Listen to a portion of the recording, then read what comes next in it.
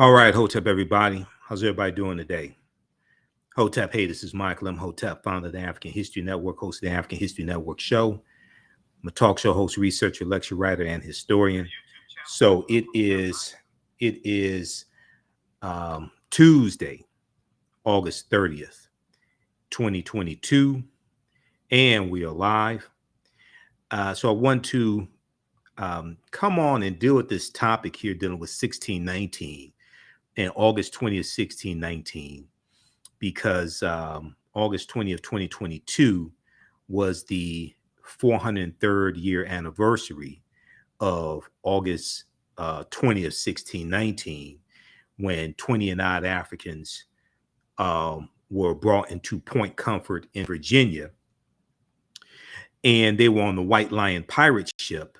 And this is, this in history marks the first presence of Africans who were captives in what would become the 13 British colonies, which would later become the United States of America. So I was going to talk about this on our Sunday show, the African History Network show, our Sunday, August 28th show, but we had so much information and we were dealing with the Joe Biden student loan forgiveness program. We were dealing with that a lot. And I did not get a chance to talk about this commemoration and this history, this 403rd year commemoration and this history. So we're going to talk about that on today's show. Also, I'm going to let you know about our new 8-week online history classes starting up in the month of September. Ancient Kemet, the Moors, and the Ma'afa, understanding the transatlantic slave trade, what they didn't teach you in school. We have class number 1 starting up on Thursday, September 8th. It'll be 7 p.m. to 9 p.m. Eastern Standard Time. And then we have on Tuesday, September 13th, we have From the Civil War to the Civil Rights Movement and Black Power, 1865 to 1968. So we have information about that at our website, TheAFricanHistoryNetwork.com, TheAfricanHistoryNetwork.com. So we'll give you some information about that on today's show also, and talk about some of the information in the class. This here dealing with 1619, we deal with this in the class as well. Okay, now, unfortunately, most of what we know about August 20th, 1619 is false. Most of what we know about August 20th, 1619 is false. So we're going to dispel some of those myths as well, okay? And when we deal with the transatlantic slave trade, it's also important to understand that African people were in the land that we call the United States of America and in the Americas for tens of thousands of years. So, we know we come to this land at least 51,700 years ago. These were the Khoisan. They're the ancestors of the Ainu and the Twa. You know, this was our land stolen from us. We were here before. Even in the land we call the United States of America, we were here even before Native Americans came into existence. Okay, we'll talk some about that as well. All right, so there's a good article from history.com. History.com is the official website of the History Channel, and it deals with first enslaved. Let's see, this goes right here. August 20th, 1619. First enslaved Africans arrive in Jamestown, setting the stage for slavery in North America. First enslaved Africans arrive in Jamestown, setting the stage for slavery in North America. Okay, now also it's important to note that the Spanish were taking Africans into the territory we call South Carolina, in the Georgia-South Carolina territory in 1526. This is 93 years before 1619. So this is why, even though there's some good information in the 1619 project, and Nicole Hannah-Jones headed that up, the 1619 project for the New York Times, there's really some historical flaws, and there's too much emphasis on the year 1619 when we should also be looking at prior to 1619 as well. Okay, so on August 20th, 1619, 20 and odd Angolans, 20 and odd Africans, kidnapped by the Portuguese, arrive in the British colony of Virginia and are then bought by English colonists. Okay, now they come in on the White Lion pirate ship. These were English pirate ships that are going to capture these Africans. They hijack the Portuguese pirate. They hijacked the Portuguese slave ship, which was named the San Juan Batista. They hijacked this Portuguese slave ship and take these Africans into Point Comfort in what is Hampton, Virginia. It wasn't Jamestown, it was Hampton, Virginia. All right, now the arrival of the enslaved Africans in the New World marks a beginning of 2.5 centuries of slavery in North America. 2.5 centuries of slavery in North America. Founded at Jamestown in 1607, the Virginia colony was home to about 700 people by 1619. Home to about 700 people by 1619. Okay. Now, let me do my disclaimer here, because some of this information I'm going to share with you, you probably have not heard before. So I may say some things that are outside the circumference of your own awareness. Just because you never heard them before, disagree with them, or don't like them, does not mean that they are not true. It just means you have to do some research to understand what it is I'm talking about. Okay. Because one of the things that a lot of people don't understand is that in 1619, you did not have codified slave laws in any of the 13 British colonies. Okay, in 1619, you did not have codified slave laws in any of the what are going to become the 13 British colonies. Okay, you have indentured servitude, but you don't have codified slave laws. The first colony to have codified slave laws is going to be Maryland in 1641, right about 1641. It's going to be the colony of Maryland. Okay, so this whole thing, one of the things that's really important to understand, I know people like to talk about, oh, you know, it's been racism since we first got here. We were enslaved since we first got here, all this stuff since we first got here, things like this. One, we didn't first get here in 1619, number one. In this land we call the United States of America, or what was also called Turtle Island, Turtle, what was also called Turtle Island. We didn't first come here in 1619, number one. Number two, codified slave laws did not exist.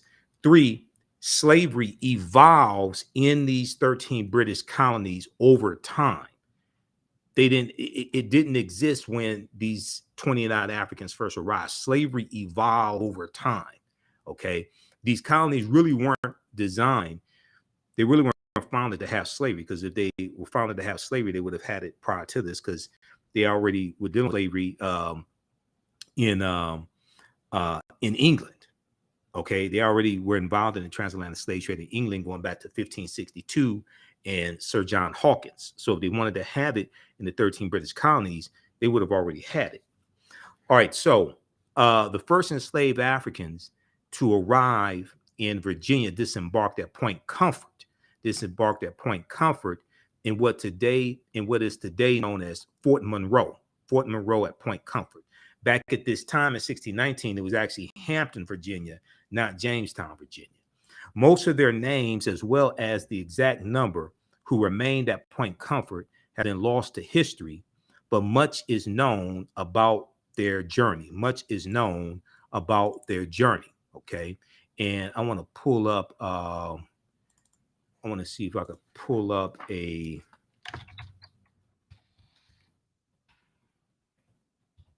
I want to pull up some information from Before the Mayflower as well. Where is that? Okay, we'll pull that up also. I want to pull up an excerpt from Before the Mayflower also. Okay, it's page 40 from Before the Mayflower. I want to pull up as well. All right. Let's continue here. Okay, we'll come to that in just a minute. Now, they were originally kidnapped by Portuguese colonial forces who sent captured members of the native Congo and Ndongo kingdoms on a forced march to the port of Luanda. A forced march to the port of Luanda. Okay, so they're captured by the Portuguese, and they're forced to march hundreds of miles to the port of Luanda, the capital of modern day Angola.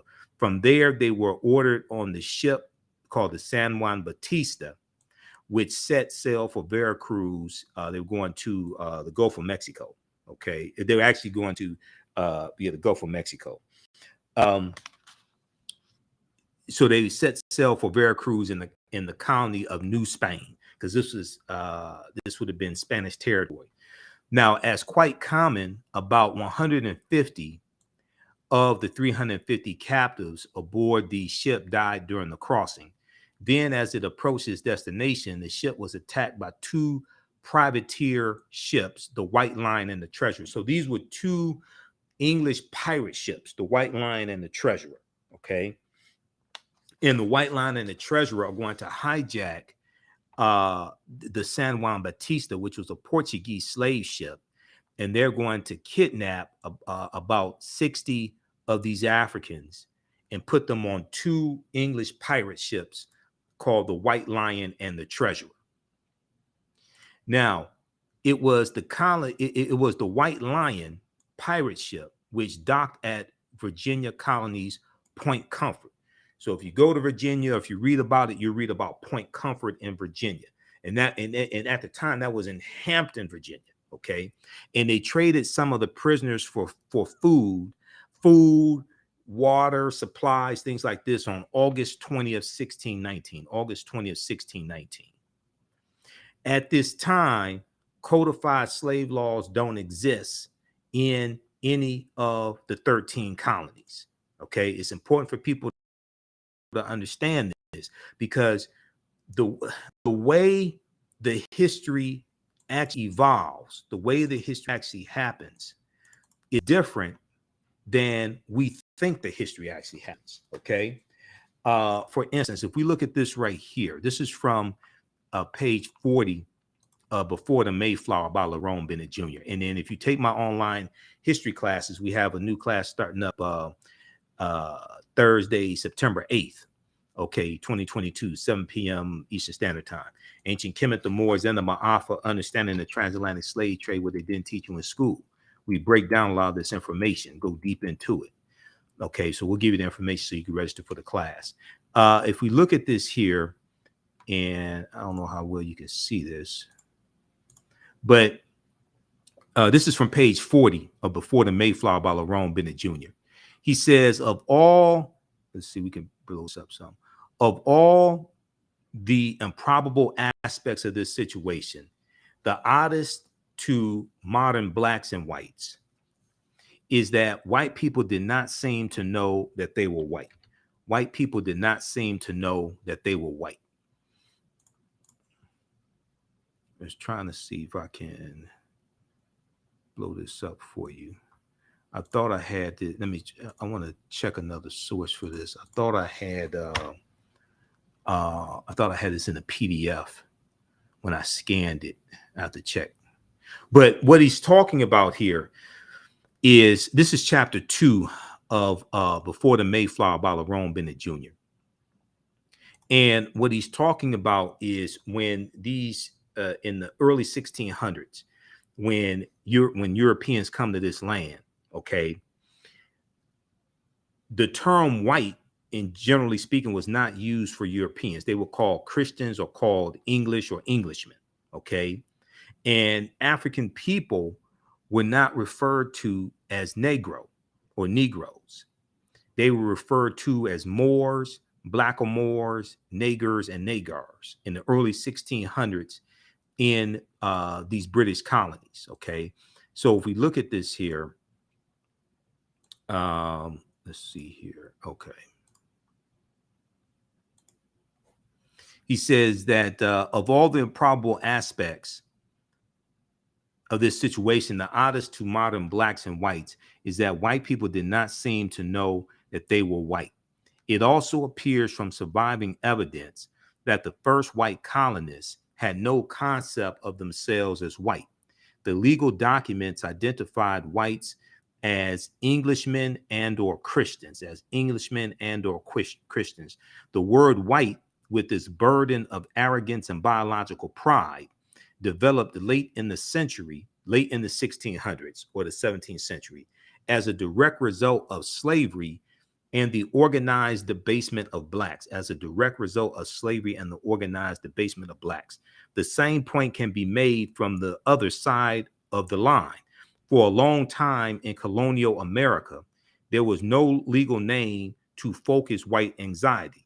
For a long time in colonial America, there was no legal name to focus white anxiety.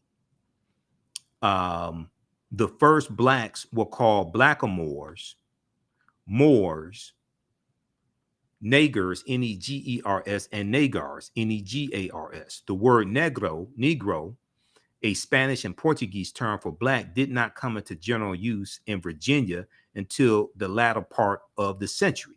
So in 1619, when those Africans being brought in, they weren't even calling them Negro. They're calling them Moors, blackamoors. They may use the term African, but they weren't even calling them Negro, which is a Spanish and Portuguese term. All right, so it's important to understand this. Now, if we look here at, let's go back to this article here, because I have a few different articles to show you. All right, how's everybody doing? Share this broadcast on your social media platforms. Invite your friends to tune in. All right, let's see here. Okay, let's go back to this one here from history.com.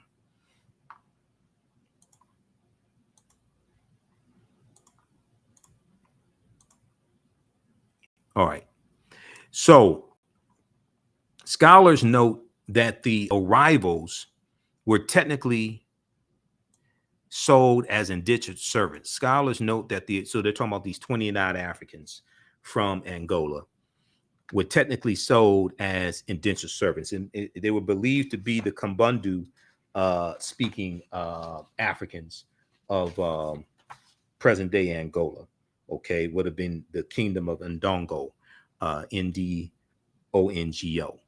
Indentured servants agreed, or in many cases were forced to work with no pay for a set amount of time, often to pay off a debt, and could legally expect to become free at the end of the contract.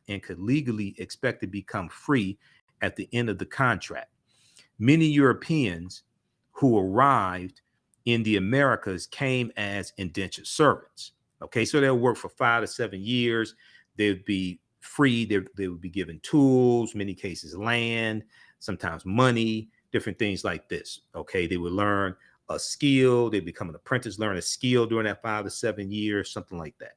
Okay, despite this classification and records which indicate that some of them did eventually obtain their freedom, it is clear that the Africans arriving at Point Comfort in 1619 were forced into servitude, and that they fit the Universal Declaration of Human Rights definition of enslaved peoples. Even though chattel slavery didn't exist in 1619 in the 13 colonies, codified slave laws did not exist. This whole thing is going to evolve. And what's going to happen is there's going to be a lack of white indentured servants, and they're going to turn to start enslaving Africans more. The arrival at Point Comfort marked a new chapter in the history of the transatlantic slave trade, which goes back, the transatlantic slave trade goes back to 1441 and Anton Gonzalez going into modern day Mauritania and capturing 12 Africans and taking them back to Portugal. That's the beginning of the transatlantic slave trade. Now, the beginning of the transatlantic slave trade, it's important to understand this, and we go through and break this down in my online classes starting up Thursday, September 8th. Ancient Kemet, the Moors, and the Ma'afa, understanding the transatlantic slave trade, what they didn't teach you in school. To understand the transatlantic slave trade beginning in the 1440s, you have to deal with hundreds of years of history of the Africans known as the Moors, who are in Europe and conquer portions of Europe. and they go in 711 AD, led by General Tariq ibn Ziyad, and they're going to conquer portions of the Iberian Peninsula, what today is known as Spain and Portugal. Okay, and they go all throughout Europe, and they're going to Africanize to various extents Europe. They're also going to intermix into the European population and intermix into the European bloodline and change the complexion of a lot of Europeans as well.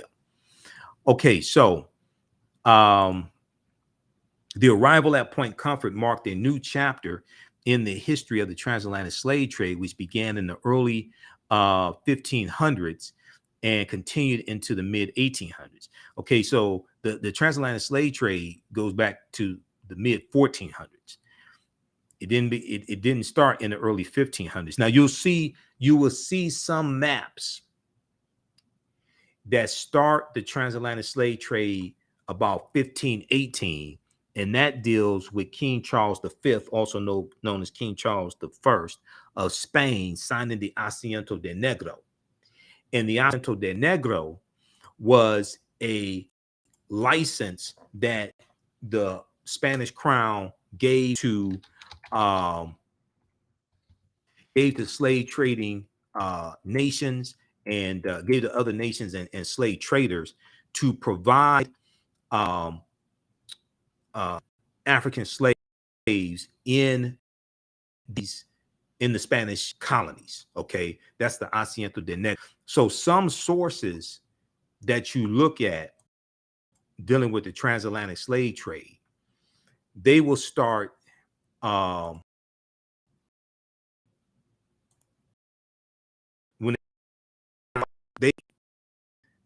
it goes back to 1441 and the okay, Asiento de Negros. If we look at this here, dealing with from Britannica.com, Asiento de Negros between the early 16th and the early 16th and the mid 18th century. Okay, this should show up here. Okay, hold on. Let me refresh the screen just a second.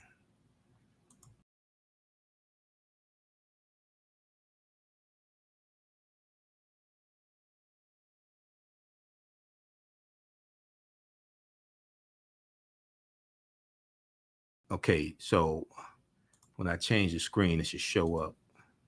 Stand by.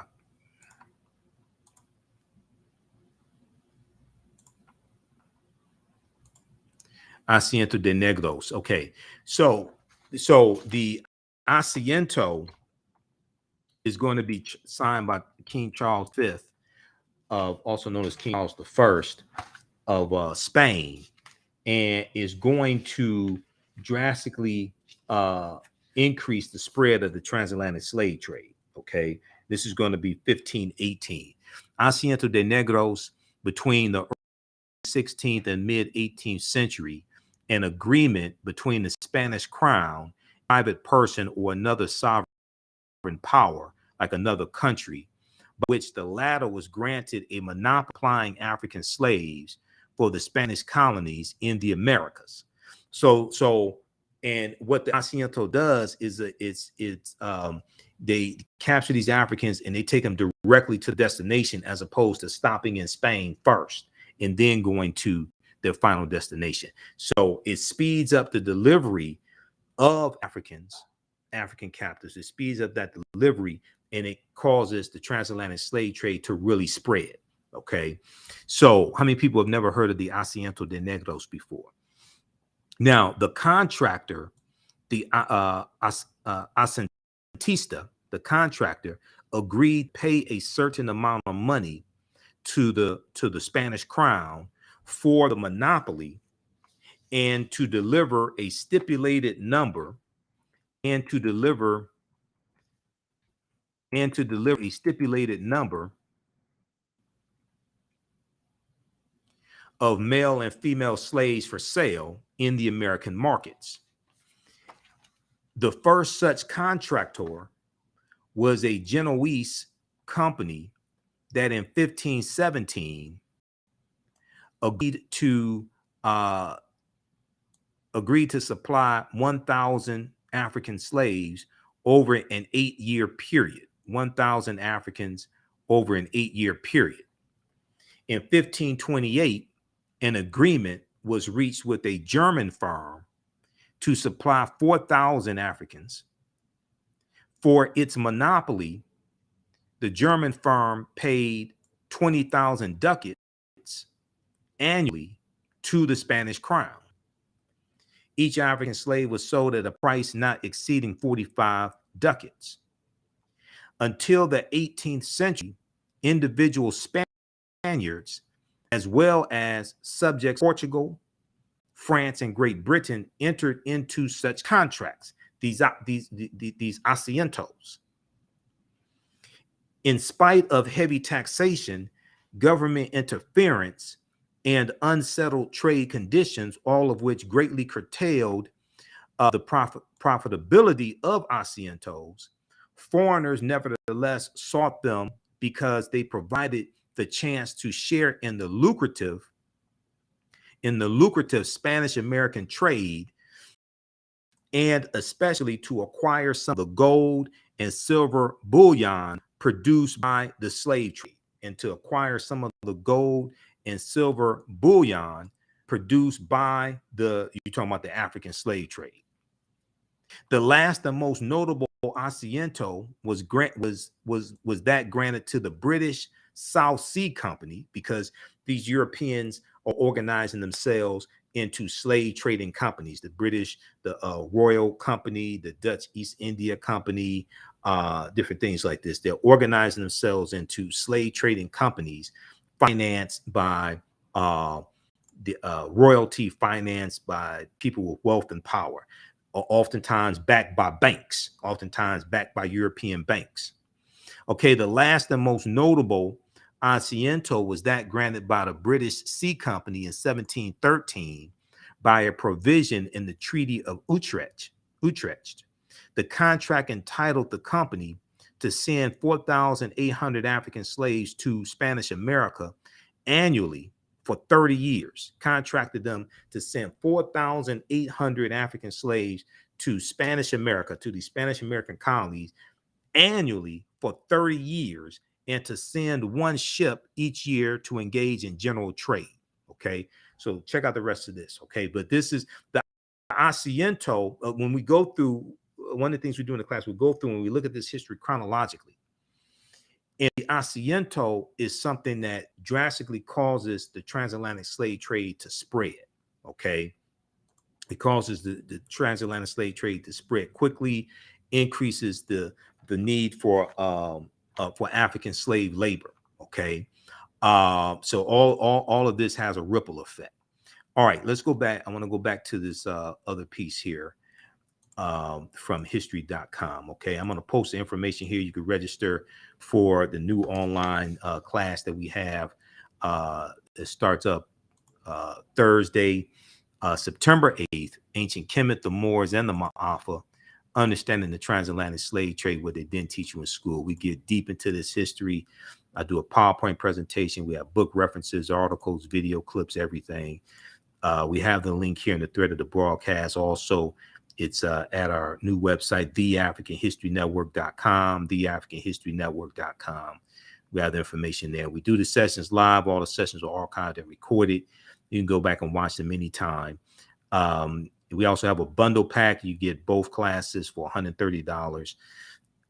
That's it's really about a $360 value, because it's going to you'll get bonus lectures, bonus presentations from me also when you register for this. The second class that we teach is on Tuesdays, starting September 13th. Class number 1 starts up from the Civil War to the Civil Rights Movement and Black Power, 1865 to 1968. Okay, so we have 2 new classes starting up with class number 1 in the month of September.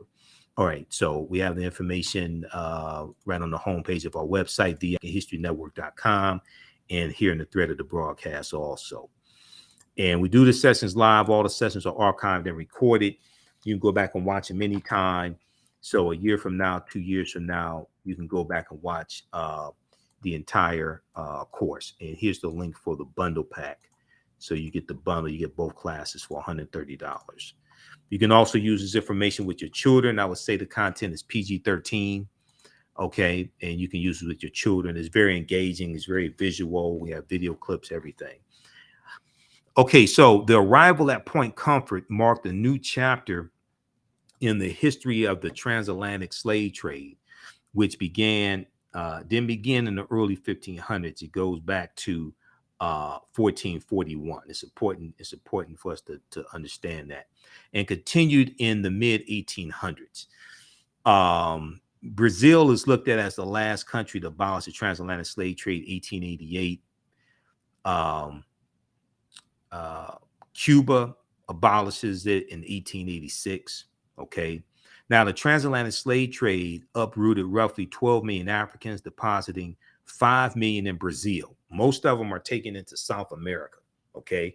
Most of the Africans taken out of Africa don't come to the United States. Somewhere between 380,000 to about 1.4, 1.5 million come to the U.S. It may be, there was new evidence that came out a few years ago that showed maybe 3 or 4 million came here, but over 3 million in the Caribbean. Okay. Though the number of Africans brought to mainland North America was relatively small, roughly 400,000, their labor and their descendants was crucial to the economies of the British colonies and later the United States, the 13 British colonies and what would later become the United States. 2 of the Africans who arrived aboard the White Lion pirate ship, Antonio and Isabella, became servants of, quote unquote, servants of Captain William Tucker, commander of Point Comfort. Now, their son, who was known as William was born in 1624. Okay. Their son, William, is the first known African child to have been born in America from emanating from that group that came in 1619 and afterwards. He's the first known African child born in those 13 British colonies. He was born in 1624. And under the law of the time, he was born a free man. Under the law of the time, he was born a free man because chattel slavery did not exist at this time in 1619. Okay, so you being enslaved for perpetuity and your children being born into slavery, things like this, 1619, that doesn't exist. So William's born a free man. Now, in the coming decades, however, slavery became codified. In the coming decades, however, slavery became codified, which means written into law. Now,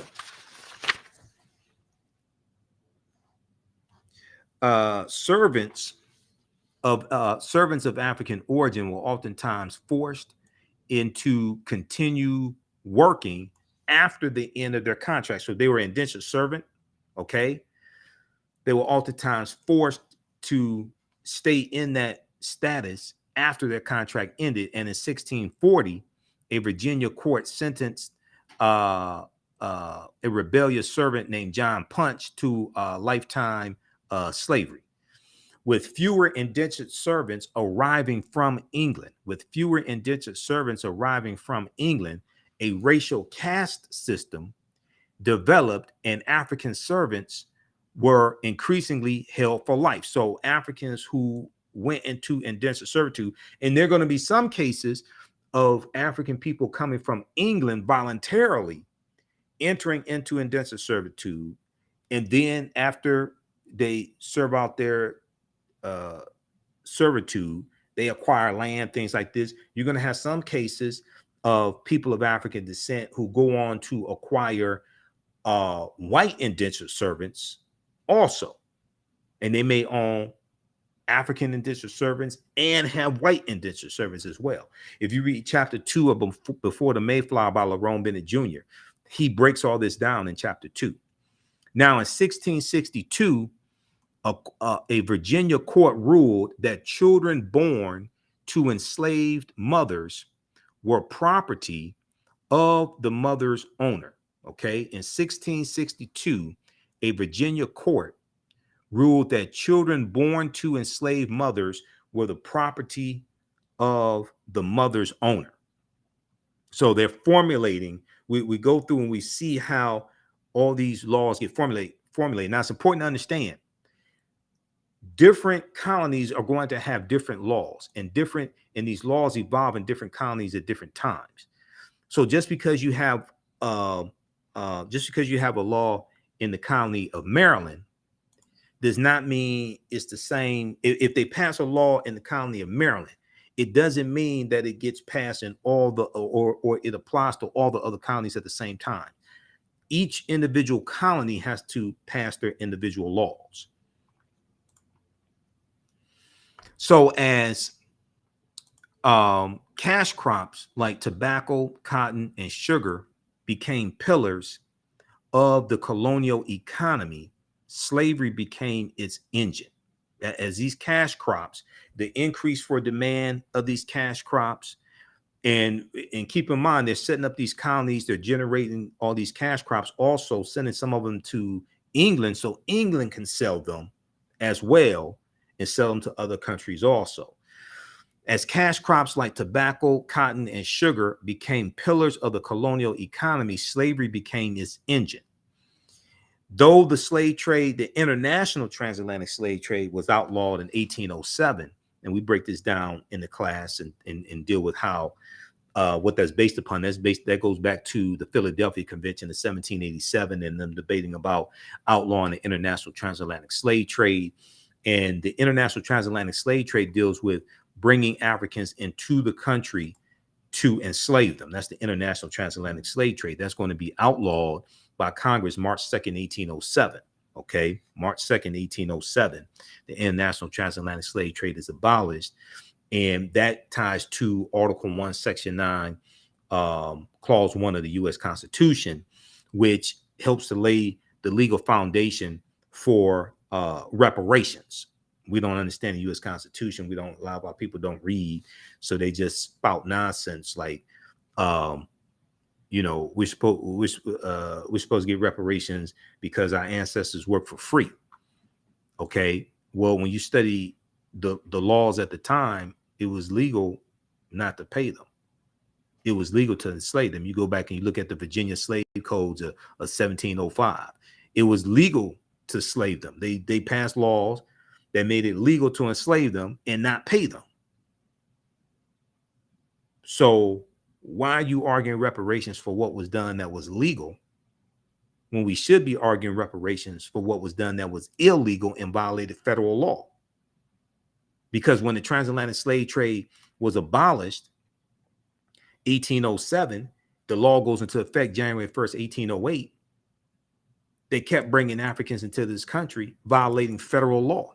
So all the Africans that were brought into this country from January 1st, 1808 through about July of 1860, when the Clotilda comes into Alabama, which is the last known slave ship to come into this country. And when you study the Clotilda, that when that ship came in, those Africans, they hid them in the swamp for a number of days because it was illegal for the ship to come into U.S. waters. Okay, so instead of us arguing for when we deal with reparations and the other arguments, the best thing to do is to deal with present day conditions and standard laws and policies put in place to bring about the present day racial disparities, wealth gap, education gap, things like this. Deal with the laws and policies put in place that created those disparities, and then trace that back to slavery and focus on changing the present day conditions.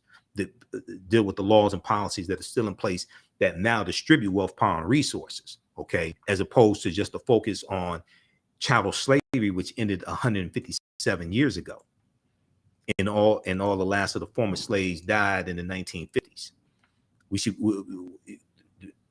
should be focusing on present day inequities, structural inequities. Deal with the laws and policies that created those structural inequities that bring us to where we are today, and then trace that back to slavery, as opposed to just keep talking about slavery. You have to make the connection between slavery, laws, and policies that are still in existence today that continue to do us harm, that continue to inflict harm on us today. Read about the Clotilda. Last American slave ship is discovered in Alabama. The schooner Clotilda smuggled African captives into the U.S. in 1860, more than 50 years after importing slaves was outlawed. More than 50 years after importing slaves was outlawed. Okay, this is from National Geographic, May 22nd, 2019. Okay, and they talk about the Clotilda being discovered in Alabama, and they deal with the fact that when that ship came in, it was illegal for it to come into U.S. waters.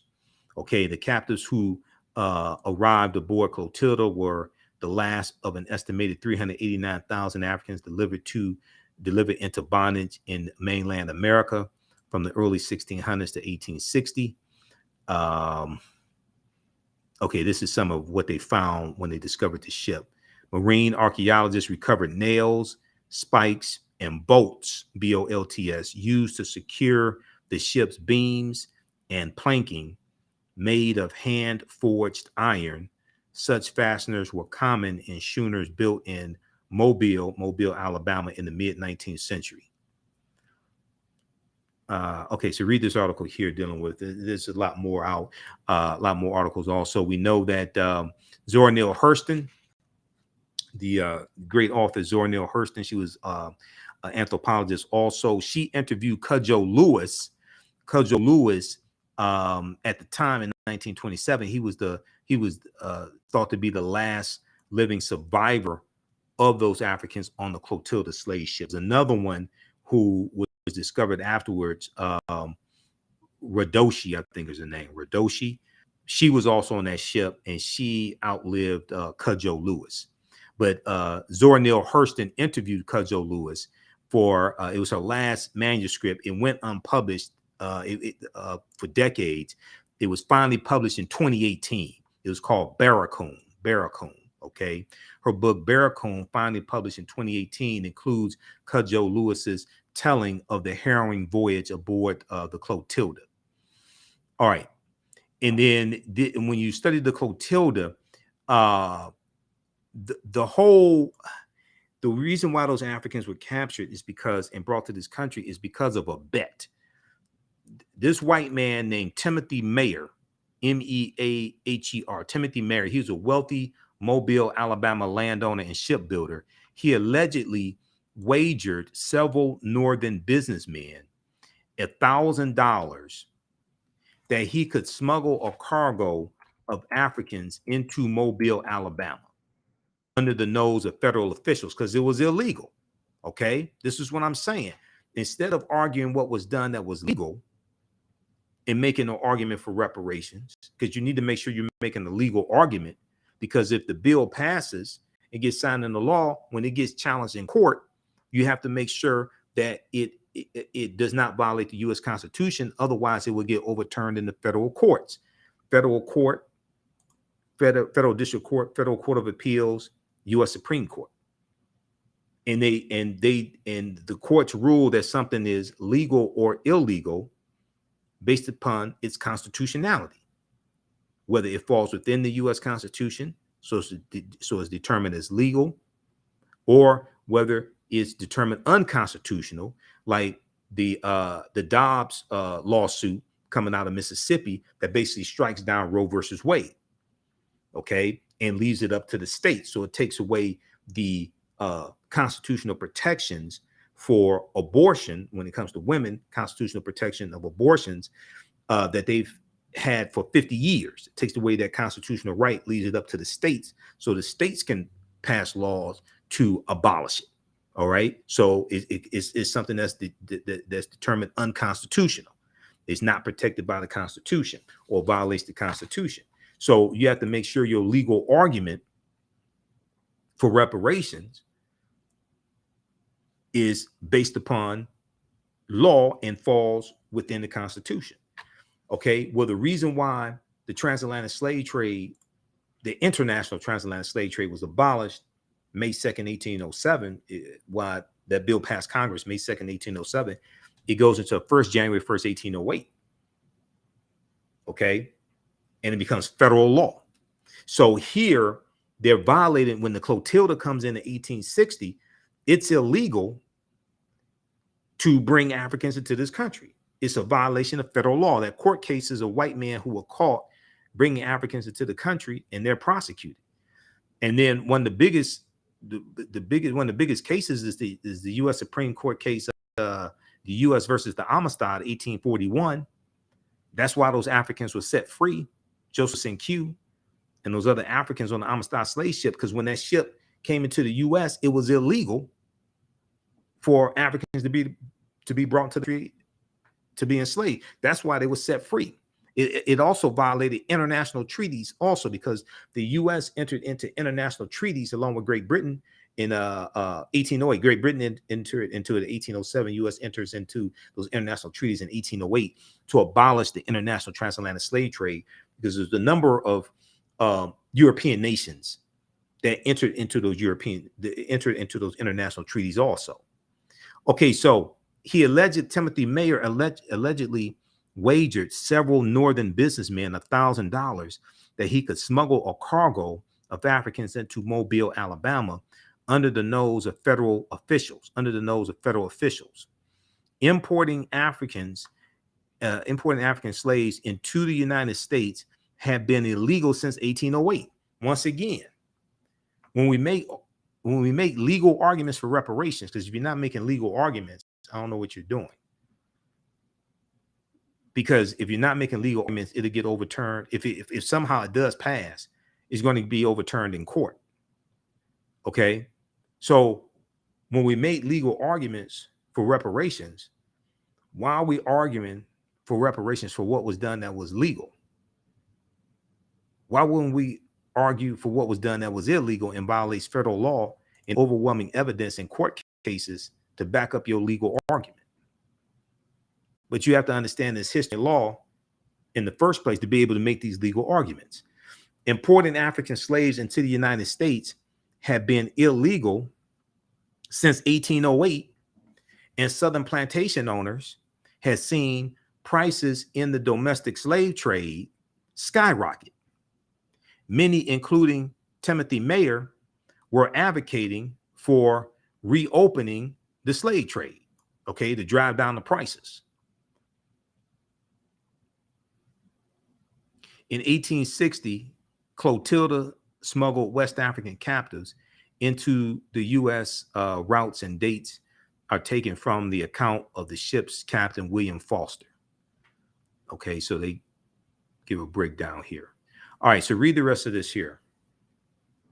Okay, but these are some of the things that we deal with in the online history class starting up Thursday, September 8th, Ancient Kemet, the Moors, and the Ma'afa, Understanding the Transatlantic Slave Trade, what they didn't teach you in school. So we have the information here in the thread of the broadcast. Also, it's on the homepage of our website, TheAfricanHistoryNetwork.com, TheAfricanHistoryNetwork.com.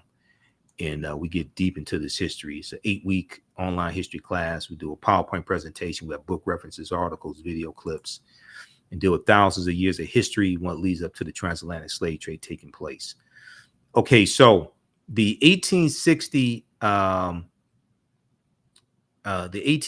census found that there were more than 3,953,760 enslaved African people in the United States, making up roughly 13% of the total population. This is in 1860.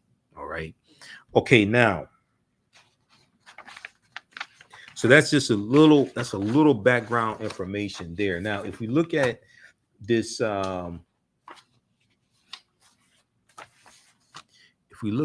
piece here, there was one from USA Today I want to pick up right quick.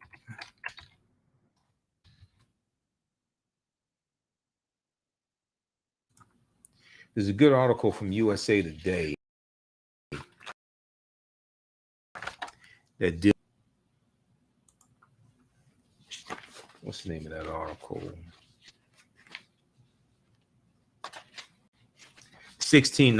400 years ago. This one right here.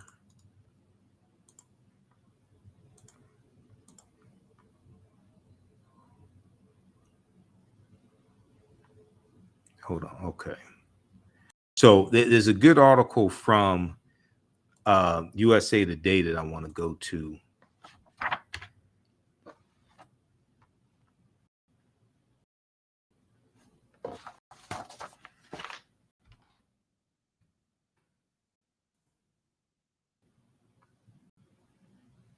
Let me close out these ads.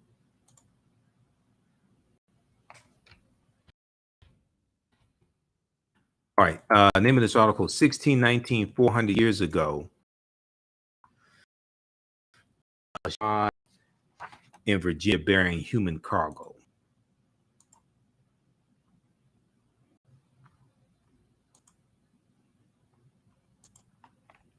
Okay, 1619, 400 years ago, a ship arrived bearing human cargo. This is from February 8th, 2019. February 8th, 2019. This article came out. And if we look at this here briefly, the part I want to go to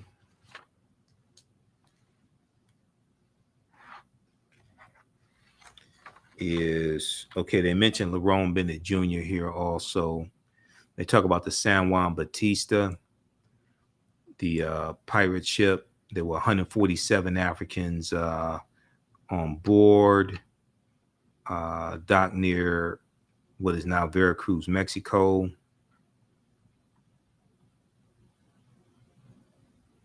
Okay, they talk about Lerone Bennett Jr. and Before the Mayflower as well. When the White Lion pirate ship arrived unheralded in Point Comfort, the captain's immediate task was to sell the Africans in exchange for food.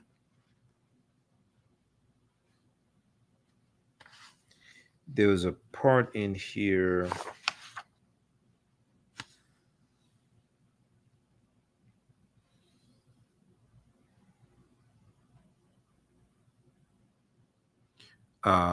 Okay, then they show this right here.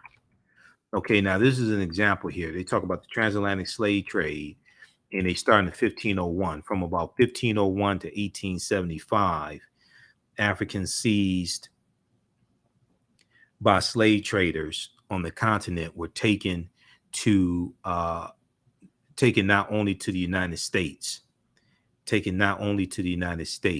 but also to South America and the Caribbean major destinations. Okay, so they have this good map. But we use this map in the class also. But they start in 1501, but the transatlantic slave trade begins in 1441.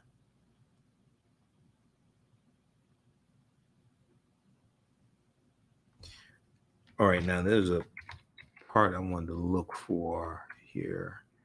Is it in this one? Okay, but this gives some good background history also.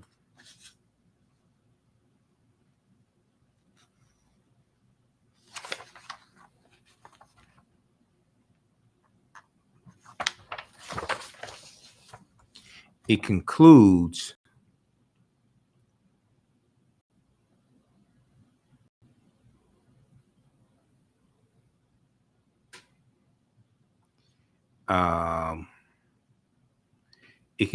with 1705.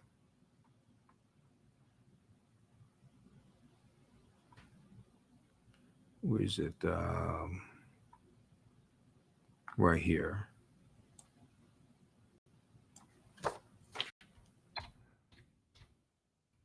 By 1705, any ambiguity about the status of blacks, free, indentured, enslaved, was clarified by a series of so-called racial integrity laws that institutionalized white supremacy. We see this in Virginia in 1705, the Virginia slave codes.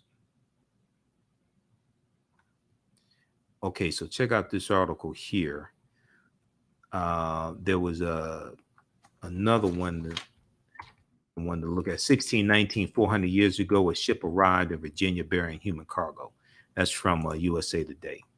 So you can check that out. Now, there's another good one here from, this is from VirginiaMercury.com. VirginiaMercury.com. And before we go to that one, I want to go to this slide here. Let's see, current slide. Let's look at this here. This shows the historical marker.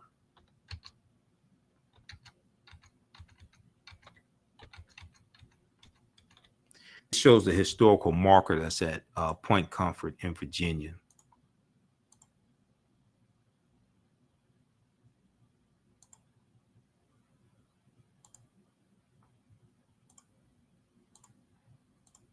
Okay, this historical marker says this deals with the first Africans in Virginia. It says the first documented Africans in Virginia. And you know what? This is actually in the article that I'm looking at. It'll probably be larger if we show it to you. We could just show it to you in the article. Here we go. Let's look at it in the article. It'll be easier to see.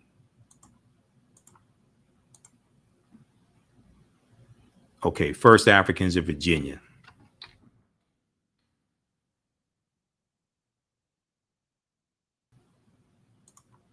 The first documented Africans in Virginia arrived here in August 1619 on the White Lion, Lion, the White Lion, an English privateer based in the Netherlands.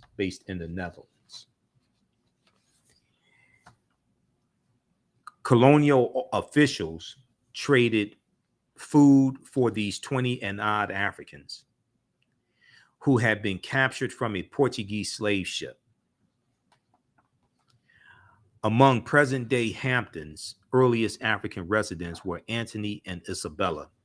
Their son William was the first child of African ancestry known to have been born in Virginia, circa 1624, around 1624. Many of the earliest Africans were held as slaves, but some individuals became free.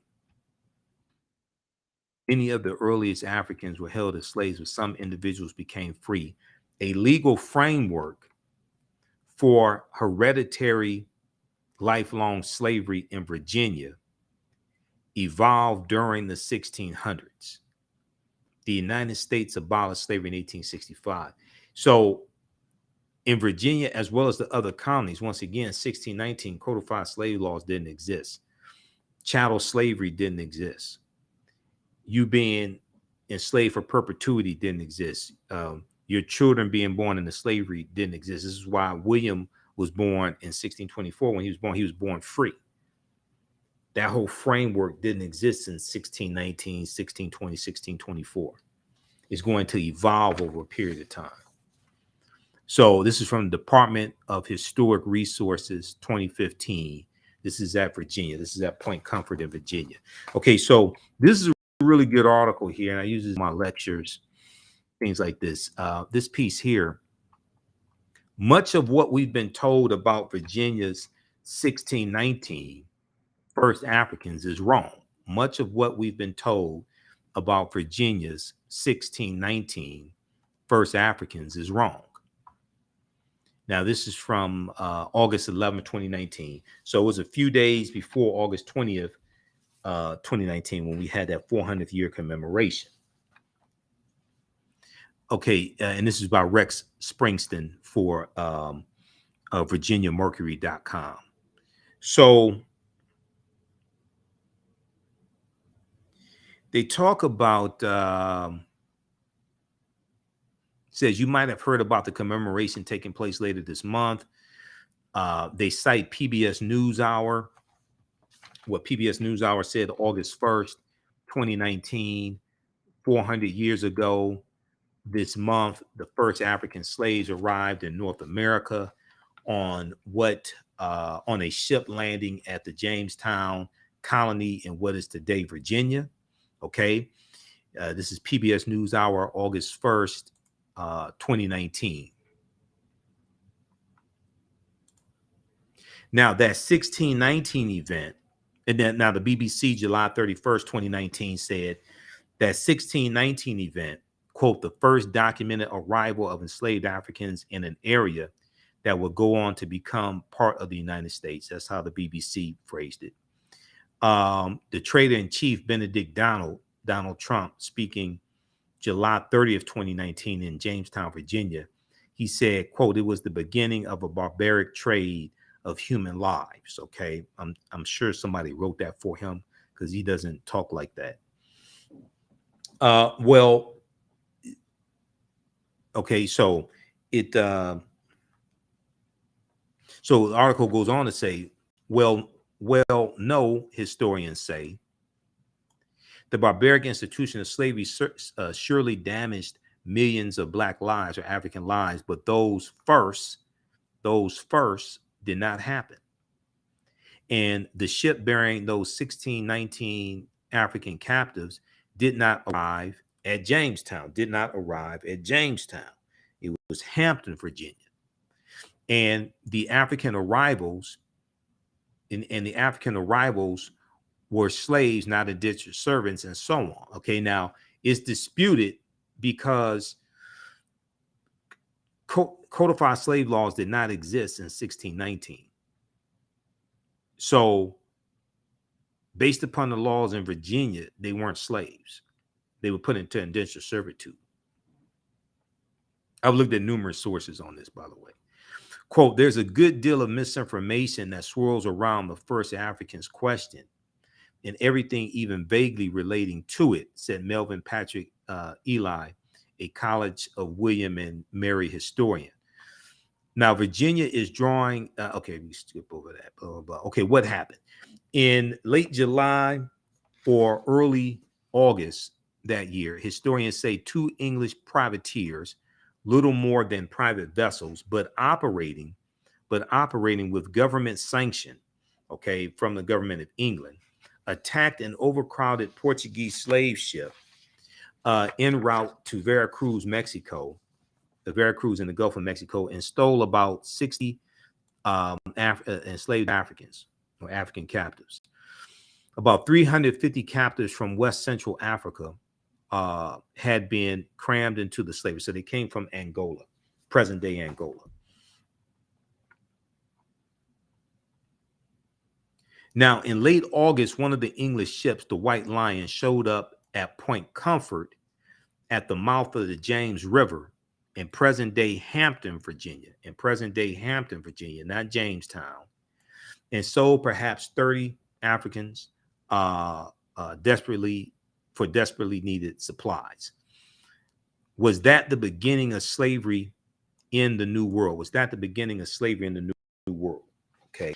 No, it was not, for a number of reasons. Okay. Historians say the Spanish had enslaved Africans in present-day Latin America for more than a century. The beginning of slavery in what became the U.S., was it that? No, the Spanish took enslaved Africans to a settlement in the present-day Carolinas, in the South Carolina, Georgia area in 1526. This is, and we deal with this in the class, in the online course. Okay. The African slaves rebelled and the settlement failed. Okay, the African slaves rebelled and the settlement failed.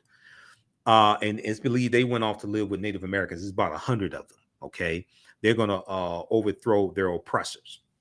Also, the Spanish took African slaves to St. Augustine, Florida, which, unlike the Jamestown colony in Virginia, still thrives in, they take them in 1565. So that Spanish colony in 1565 was a successful colony, whereas the one in 1526 was not a successful colony. Okay, and that was that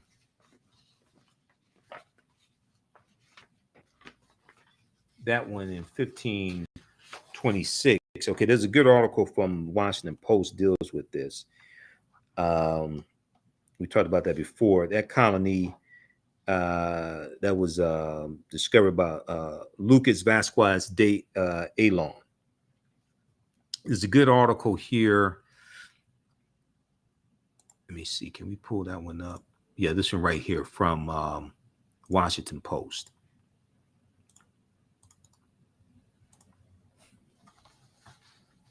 Before 1619, there was 1526. Before 1619, there was 1526.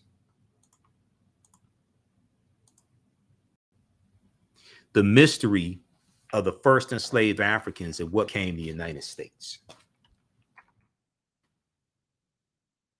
Okay. Spanish explorers brought 100 African slaves to a doomed settlement, in South Carolina or Georgia. Within weeks, the subjugated revolted, then vanished. So it's important to understand that the Spanish are the second ones involved in the transatlantic slave trade. The Portuguese are the first ones. And when the Spanish are conquering the African Moors and the Moors are surrendering, and you have Boabdil that surrenders January 2nd, 1492, their last stronghold, Granada. And they're expelling some of the Moors out of Spain. Others are being captured and put into slavery and sent into Spanish colonies. Okay. So we see all this history comes together. But the Spanish are going to be here in the land we call the United States of America. The Spanish are going to be here before the British, okay? And before the British colonies are set up. By the early 1520s, near all the indigenous people in the Spanish colony of Hispaniola were dead. So Hispaniola is an island nation that Columbus conquers on his 4 voyages. He conquers Hispaniola in 1492. All right. And it's going to be on the western third of the island of Hispaniola, where Saint Dominique is, or what those Africans are going to call Haiti, where you have the Haitian Revolution of 1791 to 1803, and they declare their independence January 1st, 1804. The French are going to take control of Saint Dominique in 1697. Okay, they take control of the western third of the island of Hispaniola. They take control of that from the Spanish in 1697. Okay, all right. Let's continue here. All right, Colin. Okay, thanks so much for registering for the classes, Colin. Thanks so much. People, you can register for these online courses now. We have bonus content you can start watching now. This really helps to support the African History Network. This really helps to finance the research.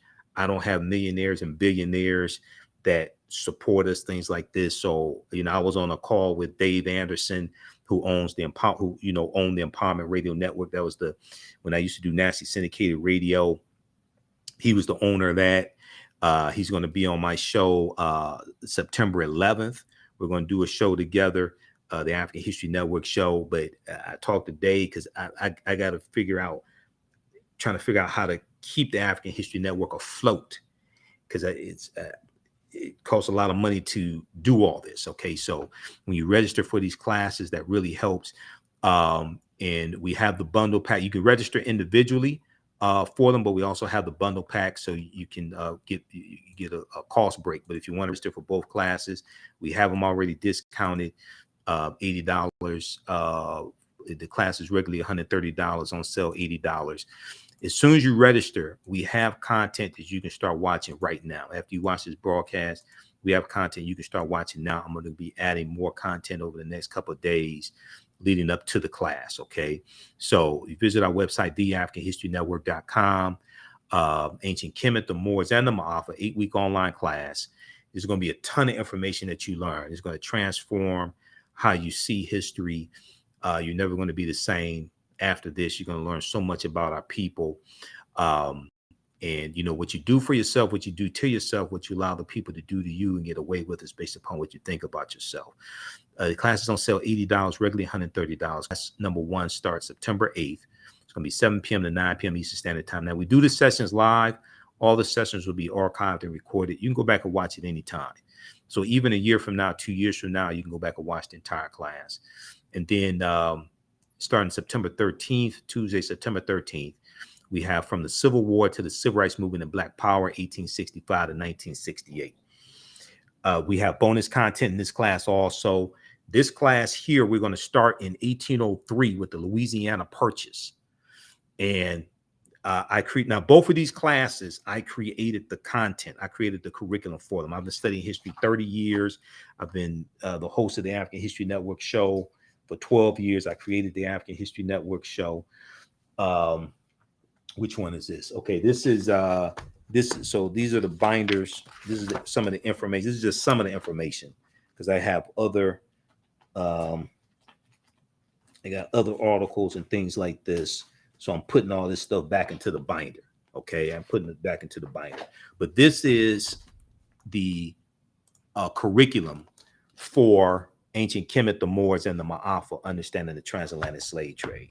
Okay, we got and this is broken up into eight sections. And it's probably about 100 articles now that we deal with in the class.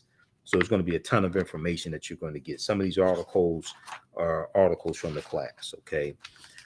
We deal with everything from ancient African civilizations like ancient Kemet, Nubia, Axum, Zimbabwe, Great Zimbabwe.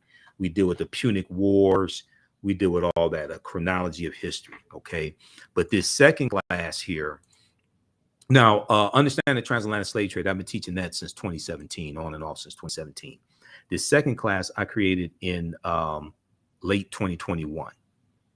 And the reason why I had to create this second class is because this period of history from 1865 through 1968 is a critical period of history to understand how we got to where we are today, to understand the racism that we're experiencing today and the laws and policies put in place to bring us to where we are today, to understand where we need to go from here. Okay. So I created this second class. I created the curriculum, and there's even more information in the second class. The second class is like 2 binders of information. That's how deep we're going to go into this history. Okay. The second class, and so this is some of the stuff here. It's like we're going to look at things like state constitutions, especially during Reconstruction era, after Reconstruction. Look at things like the election riots of 1874 in Alabama. This is straight from Alabama.com. Okay, you follow Alabama. We're going to look at a lot of these riots that took place, this political violence that was inflicted upon African Americans during the Reconstruction era. All this is related to what's going on right now. Okay, we look at things like this article right here. This came out from Time Magazine. We're going to look at some recent articles that are tied to history, that connect the past directly to what's going on today. So you're going to see how relevant this information is. Okay? And you're going to see that this is not ancient history. Well, you know, some of the stuff we could do with is ancient history, but it's still relevant today. But this right here, dealing with the attack on voting rights and understanding Reconstruction. Okay, can I close this ad, please? Because I have a subscription to Time Magazine, so it shouldn't be showing me this ad. What can I do? I'm trying to increase the size of this. No, I don't want to see more. Okay, this right here. A new report finds that 45 states are failing to teach students about the period that shaped race relations after the Civil War. 45 states are failing to teach students about the period that shaped race relations after the Civil War. Okay, so they're talking about the Reconstruction era. Now, this is how important this is, and I'm going to connect this to an article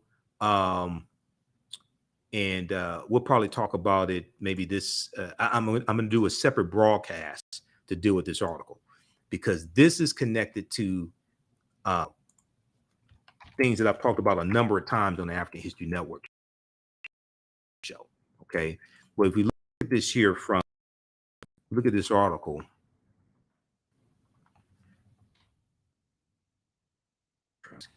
Hold up this ad. Okay, hold on. Let me try to rest the screen.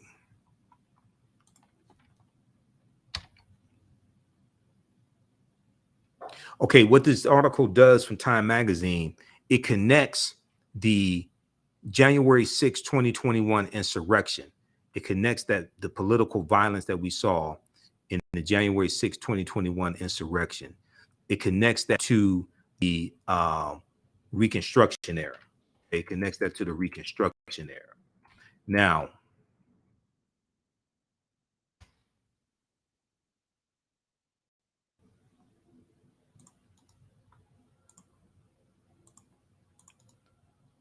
trying to refresh the screen. Let's open this up again.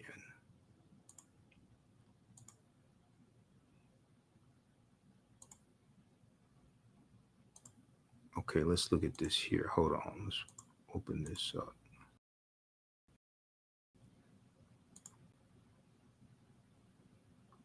Okay. All right. New report finds that 45 states are failing to teach students the period of relations after the Civil War. Okay, if we look at this, this is from January 12th, 2022. So it was a year and 6 days after the January 6th, 2021 insurrection. It says in the aftermath,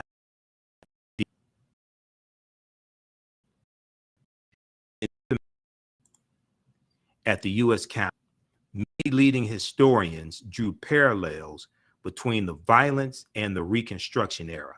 Many leading historians drew parallels between the violence and the Reconstruction era, 1865 to 1877, the Reconstruction era, the period of political revolution directly following the American Civil War.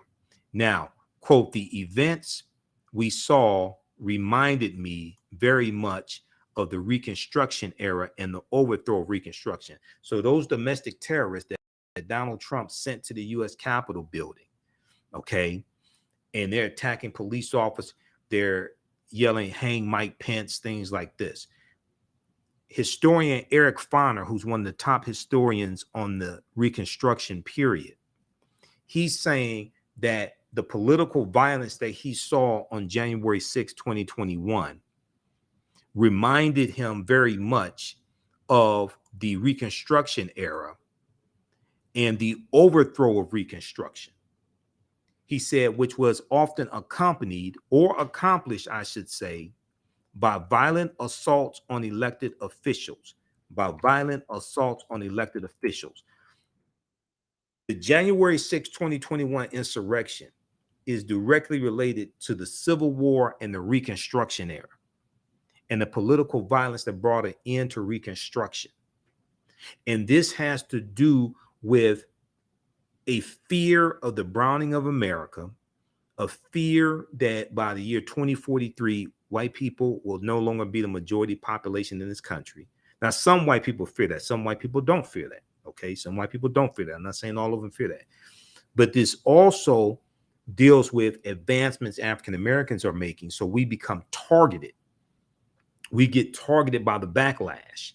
Okay, and what Trump did was leading up to let me refresh the screen here, leading up to the 2021 insurrection. Okay, can you all hear me okay?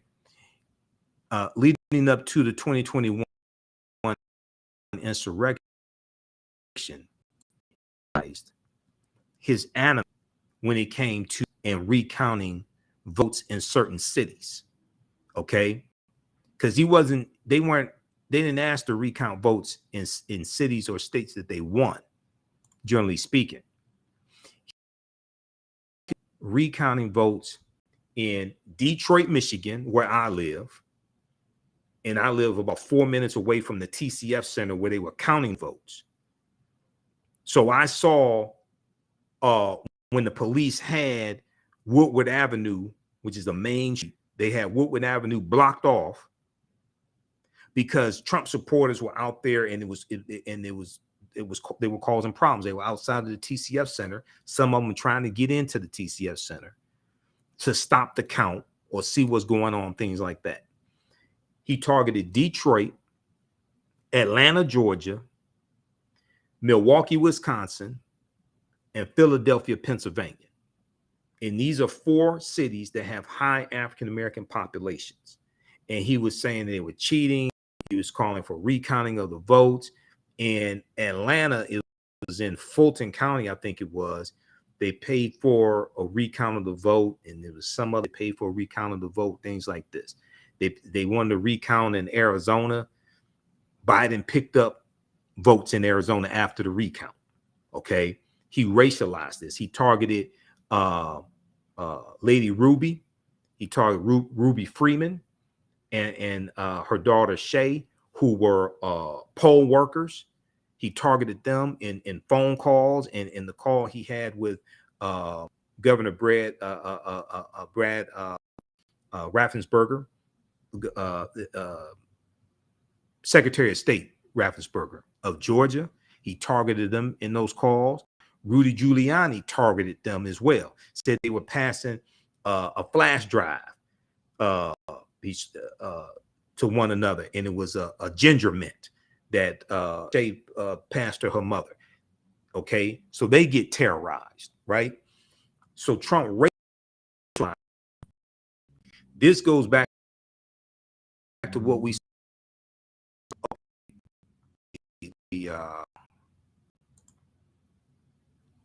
okay, let me refresh the screen just a second here. Okay, stand by just a second. Let me refresh the screen.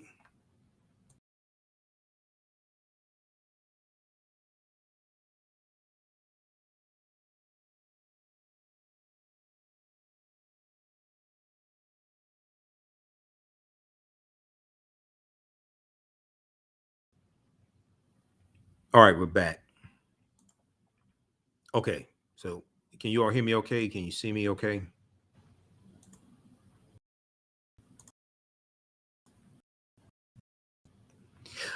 So Eric Foner is the author. So Eric Foner said the events we saw January 6, 2021 reminded me very much of the Reconstruction era and the overthrow of Reconstruction, which was often accompanied or accomplished, I should say, by violent assaults on elected officials.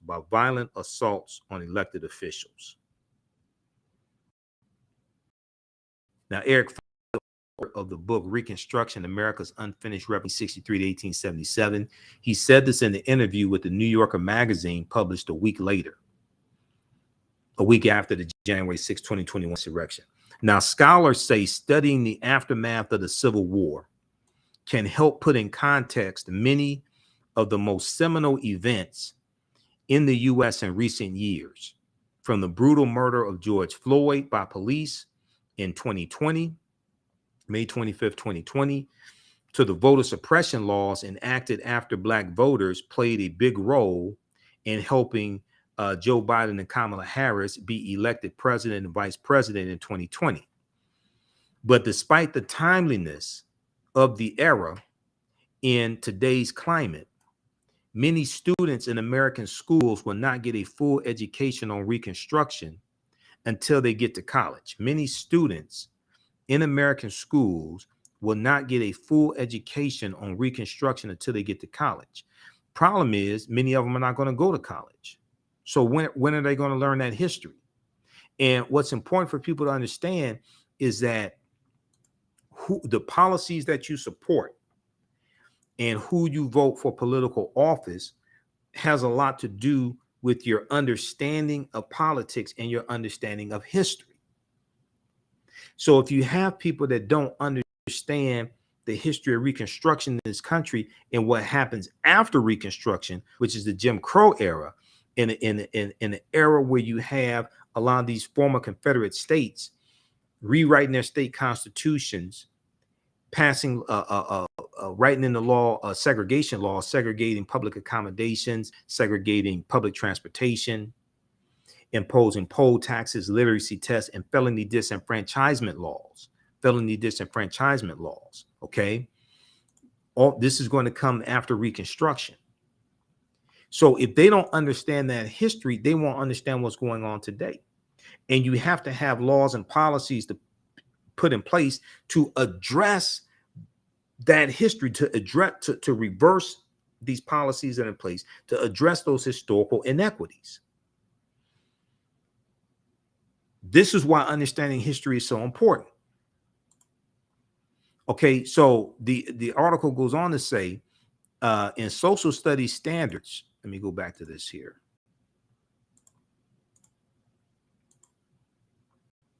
In social studies standards, 45 out of 50 states and the District of Columbia, discussion on Reconstruction is partial or non-existent. In 45 out of 50 states and the District of Columbia, according to historians who reviewed how the period is discussed in K through 12 social studies standards for public schools nationwide, they found that in 45 out of 50 states and the District of Columbia, discussion of Reconstruction is either partial or non-existent. Now, in a report produced by the education nonprofit organization, the Zen Education Project, the study's authors say they are concerned that American children will grow up to be informed about a critical period of history that helps explain why full racial equality remains unfulfilled today. So they'll be ignorant on how we got to where we are today and understanding why these laws and policies have to be changed. Okay. So what we get to see is how all this history comes together. Okay. Give us a thumbs up, give us a heart, give us a like on this broadcast.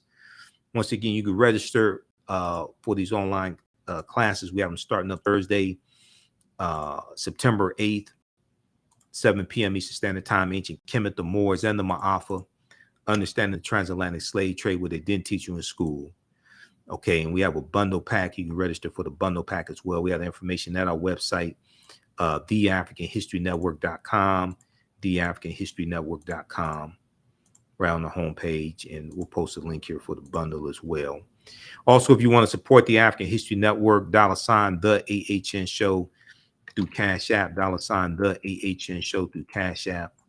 Also through PayPal, paypal.me /the AHN Show, paypal.me /the AHN Show. The socials keep doing the research, stay on the air, keep broadcasting, pay some of the bills, etc.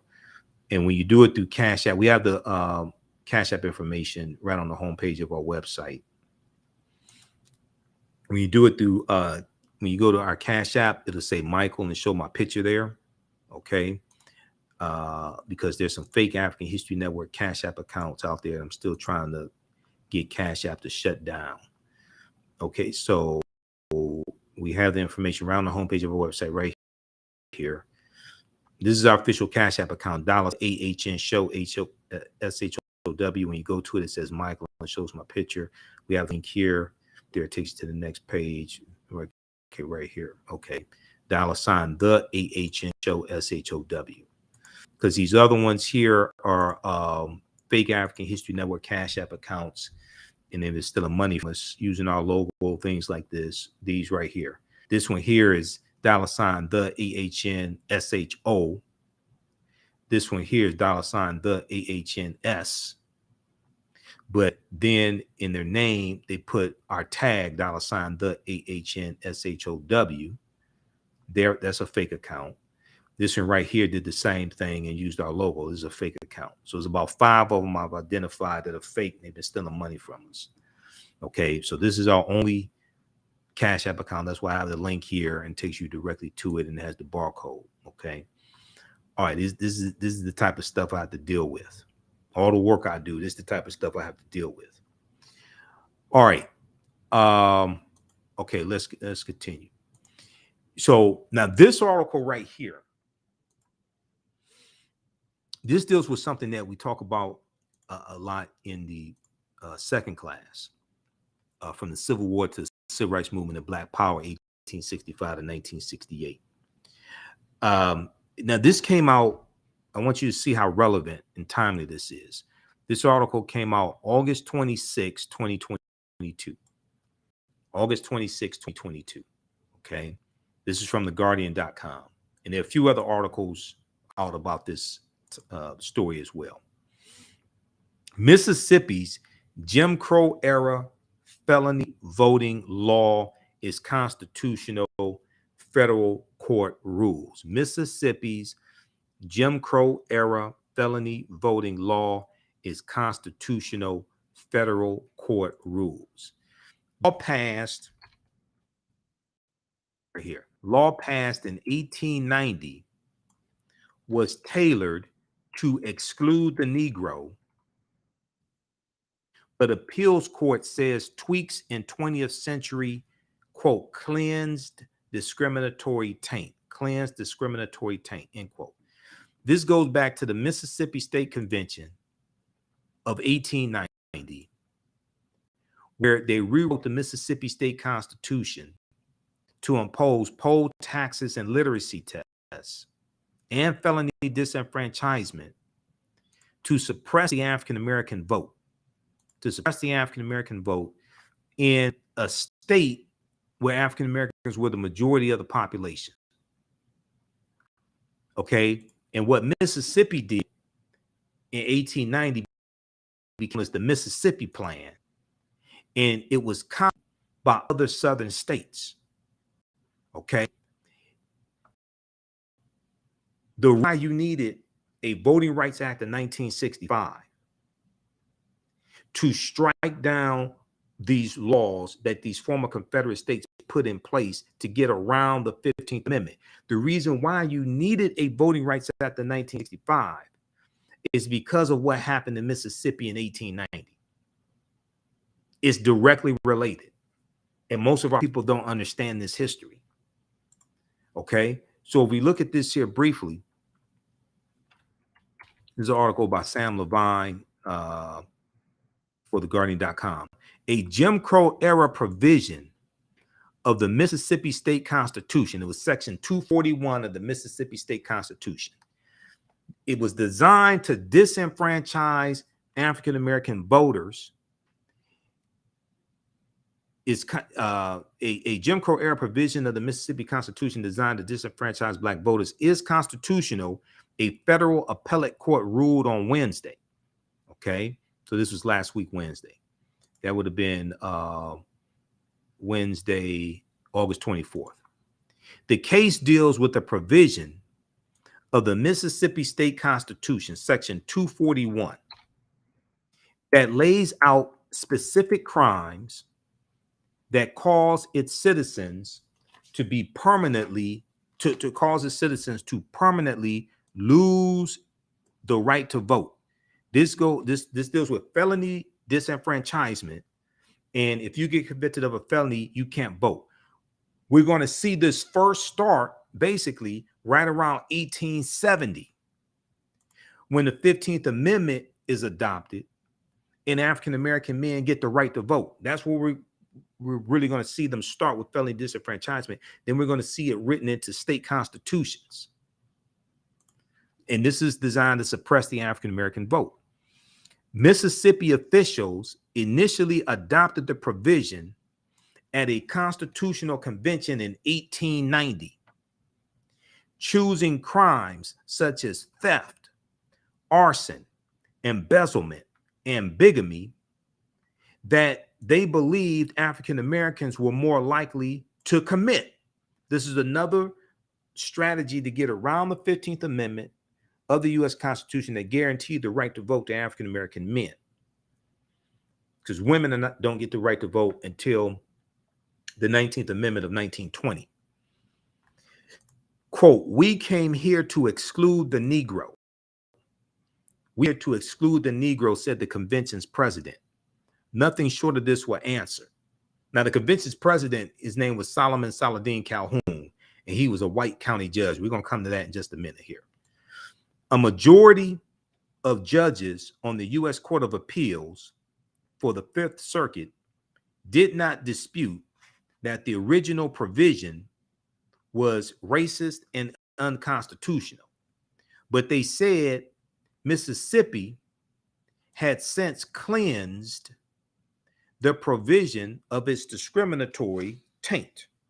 They said Mississippi has since cleansed the provision of its discriminatory taint by tweaking the provision twice in the 20th century, last century, the 1900s. Voters removed burglary from the list of disfranchising crimes in 1950, okay, in 1950, and they added murder and rape to the list in 1968. Now, if you've been convicted of a crime, what does that have to do with your right to vote? Because if you work, you still have to pay taxes. Think about this. If you've been convicted of a crime and you served your debt to society, you did your time in prison, you come out, you go through the halfway house, you're off probation, all that stuff, right? Now, if you have a job and, you make over a certain amount of money each year, you have to pay federal taxes. So what does you being an ex-felon have to do with you losing your right to vote? You can't vote. You got to pay taxes. Why can't you vote? Isn't that taxation without representation? You have to pay taxes and can't vote.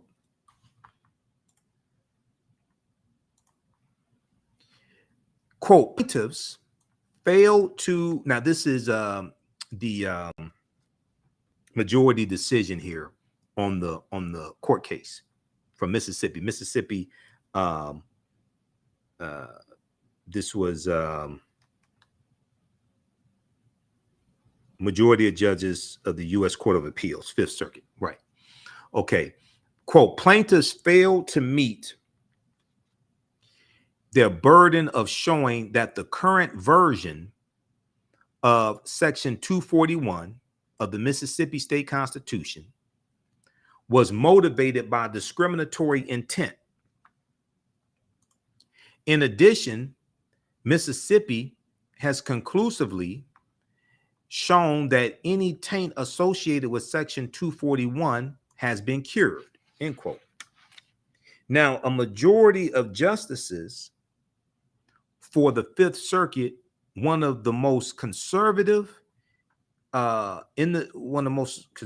benches in the U.S., they wrote this in an opinion. This was the majority opinion. Now, the challengers in the case have said they plan to appeal the ruling to the Supreme Court, which is a 6-3 conservative Supreme Court.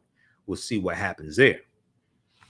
Roland Martin also talked about this on his show. It was Monday. He talked about this on his show Monday, August 29th. Now, the decision will allow Mississippi to continue to enforce an extremely harsh policy when it comes to voting rights. When it comes to voting rights for those with certain felony convictions. 10% of the state of Mississippi voting age, the state of Mississippi's voting age population, the highest rate in the country, cannot vote because of a felony conviction, according to an estimate from the Sentencing Project, which is the criminal justice nonprofit. 10% of Mississippi's voting age population cannot vote because they have a felony. What does having a felony have to do with you voting? because if you get a job, you're going to have to pay federal taxes and state taxes and city. So if you have to pay taxes, why can't you vote? Now, this includes 16% of the black voting age population. Okay, 16% of the African-American voting age population in Mississippi cannot vote because they have a felony. Now, the vast majority of people disenfranchised in the state have completed their criminal sentence. And the way they have the law written is that it makes it so hard for you to get your voting rights back in Mississippi. Okay, so read the rest of this piece here. Now, this is directly related to the Voting Rights Act of 1965, which did not give the right to vote to African Americans. That's a misunderstanding of the Voting Rights Act of 1965. It did not give the right to vote. What it did was it protected the right to vote, and it made illegal obstructions to the 15th Amendment, the poll taxes, the literacy tests, the property ownership requirement, all those things. It made all that illegal. Okay, that these southern states were doing, these former Confederate states, it made all that illegal. It did not give African Americans the right to vote. African Americans could already vote. And when you look at those laws in those former Confederate states, their laws did not say African Americans could not vote. They just had other obstacles in the way of you voting. The Voting Rights Act of 1965 made all that stuff illegal. And then it also put federal oversight on those states and territories that had a history of putting obstacles in the way of African Americans voting. So if they wanted to make any changes to locations of polling places, they wanted to make any changes to how many weeks you can have early voting, things like this, they had to get oversight from a federal judge. Okay, they had to get oversight from a federal judge. So this is what the 1965 Voting Rights Act did. We look at this article here from history.com. And these are some of the things we look at in the second class, from the Civil War to the Civil Rights Movement and Black Power, 1865 to 1968, because we go through and look at all this history chronologically to better understand what's going on today, to understand where we need to go from here, understand laws and policies, things like this, how they have impacted us, so we understand what needs to take place, what we need to fight for.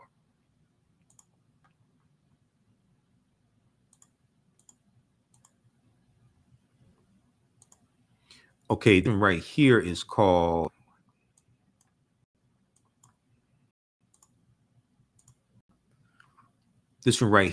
When Did African Americans Actually Get the Right to Vote? Now, once again, nowhere in the U.S. Constitution does it explicitly give anyone the right to vote. Nowhere in the U.S. Constitution does it explicitly give anyone the right to vote. Okay, so it's important to understand that.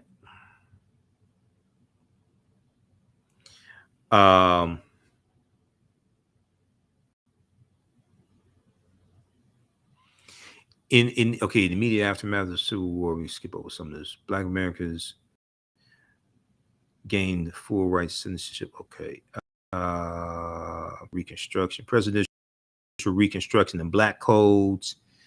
Okay, there were Lincoln. Radical Republicans in Congress were outraged, arguing that black codes went a long way toward establishing slavery in all but name. Early in 1866, Congress passed the Civil Rights Bill. So there was as I explained to people, and especially in the courses, civil rights did not start in 1955 with the Montgomery bus boycott, or 1964 with the Civil Rights Act of 64. Civil rights goes back to 1865 and 1866. You have the Civil Rights Act, or the Civil Rights Bill of 1866, which laid the foundation for the 14th Amendment of 1868. Okay, so early in 1866, Congress passed the Civil Rights Bill, which aimed to build on the 13th Amendment and give Black Americans the rights of citizens. When President Andrew Johnson vetoed the bill on the basis of opposing federal action on behalf of formerly enslaved people, because he was from the South, he was from Tennessee, he was sympathetic to the former slave owners. He was actually a Democrat who the Republicans got to run on the ticket with Lincoln in 1860, for president. Congress overrode his veto, marking the first time. What is this here? Hold on. Let me close this out. Okay. Congress overrode his veto, marking the first time in the nation's history that a major legislation became law over a presidential veto. Okay, so they deal with the 14th and 15th Amendments, 14th Amendment, 1868, 15th Amendment of 1870. Which granted 15th Amendment, 1870, which stated that voting rights could not be denied or abridged by the United States on the basis of color, by the United States on the or by any state on account of race, color, or previous condition of servitude. Because there are only two sections to the 15th Amendment. Now, Reconstruction saw biracial democracy exist in the South for the first time, though much of the power in state governments remained in white hands. Like African-American voters, African-American elected officials faced the constant threat of intimidation and violence, often at the hands of the Ku Klux Klan or white supremacist groups like the White League or the Knights of the White Camellia, things like this. Okay.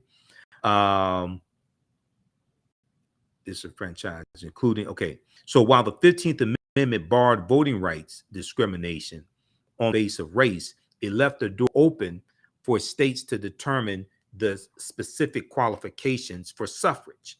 Okay, so states have a lot of control over who votes, and that goes to the 10th Amendment of the U.S. Constitution, okay, which deals with states' rights. Now, Southern state legislatures used such qualifications, including literacy tests, poll taxes, and other discriminatory practices, to disenfranchise a majority of Black voters in the decades following Reconstruction. As a result, white-dominated state legislatures consolidated control and effectively reestablished Black codes in the form of so-called Jim Crow laws, a system of segregation that would remain in place for nearly a century. Okay, about the Civil Rights Act of 64, which once again strikes down Plessy versus Ferguson 1896, but on a broader basis, dealing with public accommodations.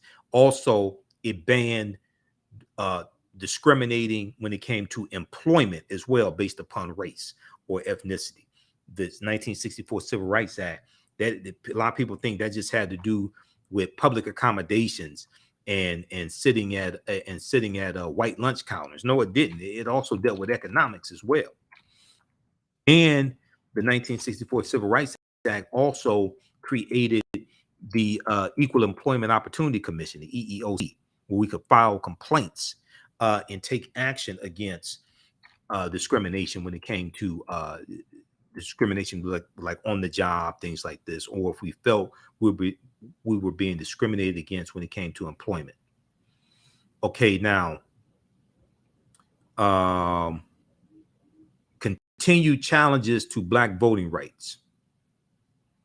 Before the passage of the 1965 Voting Rights Act, an estimated 23% of eligible African-American voters were registered nationwide. By 1969, that number rose to 61%. Okay, 23% before the Voting Rights Act, 61% by 1969. By 1980, the percentage of adult Black population on Southern voter rolls surpassed that in the rest of the country. The historian James C. Cobb wrote in 2015, adding that by the mid-1980s, there were more Black people in public office in the South than in the rest of the nation combined. The 2012 turnout of African-American voters exceeded that of white voters for the first time in history, as 66.6% of eligible African-American voters turned out to help re-elect President Barack Obama. This right here scared the hell out of a lot of white people. It scared the hell of a lot of white Republicans. The percentage of African-Americans who came out to vote in 2012, it was 66.6% of African-Americans who were registered to vote. That's the percentage that voted. That was the first presidential election where the percentage of African-Americans registered to vote surpassed who actually voted, surpassed the percentage of white people who were registered to vote that actually voted. Okay. So what did they do? They came back and hit us in the courts. They came back and hit us with the 2013 U.S. Supreme Court case of Shelby County versus Holder, which struck down Section 5 of the Voting Rights Act. In 2013, the Supreme Court struck down a key provision of the 1965 Voting Rights Act, ruling in 5-4 in Shelby County versus Holder. Shelby County is in Alabama. Alabama was ground zero for the fight for the 1965 Voting Rights Act. The holder, who was the defendant, was Attorney General Eric Holder. They sued the Attorney General. Ruling 5-4 in Shelby County versus Holder, that it was unconstitutional to, once again, going back to the U.S. Constitution, that's why we need to read it and understand it. It was unconstitutional to require states with a history of voter discrimination to seek federal approval before changing their election laws, because this is what the 1965 Voting Rights Act did. Section 5. This is what it did. If you wanted to make any changes to the location of polling places, or if you wanted to close down places, if you wanted to change the hours that polling places are open, if you wanted to change how many Sundays the polls would be open for souls to the poll voting, where people, especially African Americans, go to vote after church, you had to get approval from a federal judge. There was federal oversight to protect the rights of African Americans when it came to voting in states and territories that had a history of putting those obstacles in the way of us voting. Okay. Shelby County versus Holder struck that down. When you go research this, within 24 hours of that U.S. Supreme Court decision, states started passing voter suppression laws. These former Confederate states started passing voter suppression laws. They couldn't wait. They've been trying to strike down, they've been trying to weaken the Voting Rights Act for decades, because they knew they were losing power. So, and see, Republicans understand better the power of the vote than many of us do. That's why they work so hard to suppress our vote. Now, in the wake of the U.S. Supreme Court's decision, a number of states passed new restrictions on voting, including limiting early voting and requiring voters to show photo ID. This is within 24 hours of Shelby County versus Holder. They started passing these voter suppression laws, voter ID laws, things like this. Supporters argue such measures are designed to prevent voter fraud, which is almost non-existent. Widespread voter fraud doesn't exist. Widespread voter fraud doesn't exist. You have individual instances of it, and that's rare, that's minor. A lot of that are just mistakes. But even those rare, even the deliberate voter fraud, those are individuals committing deliberate voter fraud. But that's not anything significant. One, is not going to change any of the election results. Two, now, while critics say like poll taxes and literacy tests before them disproportionately affect poor, elderly, African American, Latino voters. Okay, so check out, read this article here. When did African Americans actually get the right to vote? This is from history.com, official website of the History Channel. All right, now. Okay, so how do you all like this type of information? Give us a thumbs up, give us a like. Who still needs to register for these online history classes that we have starting up with class number 1? Class number 1 starts up Thursday, September 8th, 2022, 7 p.m. Eastern Standard Time. And that's going to be Ancient Kemet, the Moors, and the Ma'afa, Understanding the Transatlantic Slave Trade, what they didn't teach you in school. And we deal with thousands of years of history and what leads up to the transatlantic slave trade taking place. This is an 8-week online course. I do a PowerPoint presentation, video clips. We have video clips, articles. We have over 50 articles in the class. It's probably, there's over 50 articles, probably about 70 articles now, something like that. The class is on sale $80, regularly $130. And you can pay by debit card, credit card. If you want to do Cash App or something like that, email us through the website and let us know. The website is TheAHNShow.com, TheAHNShow.com. You can also email us at TheAHNShow@gmail.com. Okay. So we do the sessions live. All those are archived and recorded. You can go back and watch it anytime. The second class we have starting up Tuesday, September 13th. 7 p.m. to 9 p.m. from the Civil War to the Civil Rights Movement and Black Power, 1865 to 1968. As soon as you register, there's archived content that you can start watching now. You can watch from around the world. As soon as you register, there's archived content you can start watching now. We have a bundle pack. You can register for both classes, only $130. Click here for register here for the bundle pack. We also have we posted the link here on the thread of the broadcast. If you've taken any of my online classes in the past, email me you can email me through the website or TheAHNShow@TheAfricanHistoryNetwork.com. But you can email me through the website. You get a 50% discount if you've taken any of my online classes in the past. Okay. So those are for returning students. We appreciate the returning students as well. If you want to pay full price, that's fine. We definitely appreciate that as well. Believe me. But we'll give you a 50% discount for returning students also. Okay. All right. Look, hey, we have to get out of here. Follow us on our Facebook fan page, The African History Network, The African History Network. And turn on live notifications so you know when we go live. You can also support the African History Network, $ The AHN Show through Cash App, through PayPal, paypal.me/The AHN Show. We have the information around the homepage of our website. Listen to the African History Network show Sundays, 9 p.m. to 11 p.m. Eastern Standard Time on 9:10 a.m. Superstation WFDF. And we also broadcast on Facebook and YouTube when we're on live as well.